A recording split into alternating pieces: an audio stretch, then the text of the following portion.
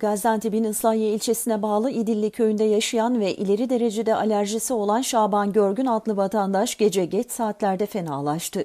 Kar nedeniyle yolun kapalı olmasının üzerine yakınları tarafından hemen AFAD'a haber verildi. Amfibik araçla İdilli köyüne hareket eden AFAD ekibi hasta vatandaş Şaban Görgün'ü alarak Islahiye Devlet Hastanesi'ne sevk etti.